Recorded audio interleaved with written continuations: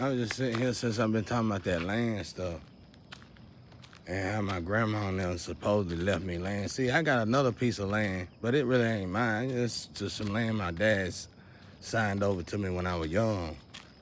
That he was going through some stuff. But it ain't but an acre of land. That's it. But my grandparents left me land because you had to have so much land. I had to have so much land to get out of jail. And that's the land that woman showed me. That's the address that woman showed me. And she even gave me a copy of it. And my foolish self left the damn copy at somebody's house when I got out of jail. And that person was a computer whiz. And I thought he was on my side, you know, and plus he was, you know, white and all. I felt like the family didn't even deal with him. Well, I was sadly mistaken, I guess. And I'm sitting here thinking now, yeah, they probably screwed me royally when I did that. But anyway, that's the land that got me out of jail. 'Cause I left the paperwork at the time, my homeboy house when we was cool. And because I ain't had nowhere to stay. And I had my jail stuff. And I'm sitting here thinking about that. I said, now this is what happened. This is exactly what happened. So I had all my stuff. So that's exactly what happened. So like, I needed so much land to get out of jail in the first place. I bet you when people was looking into it, they probably throwed them off with that little acre of land. That little acre of land is right beside my grandma's land.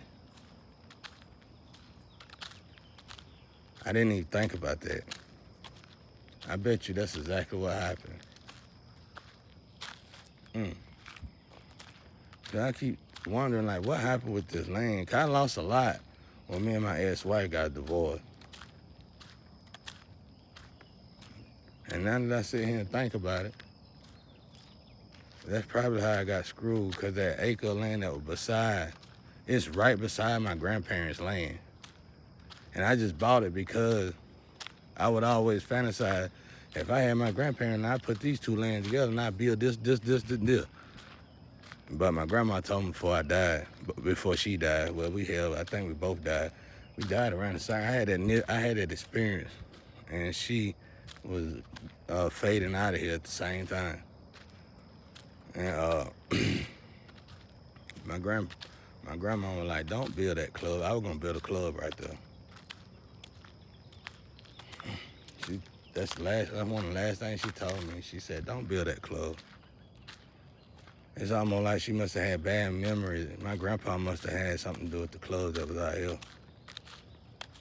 But anyway, yep. Now that I sit here and think about it, that must have been what happened. And if anybody did come and look, they probably throw them off with that little acre. I ain't think about that. Something to think about.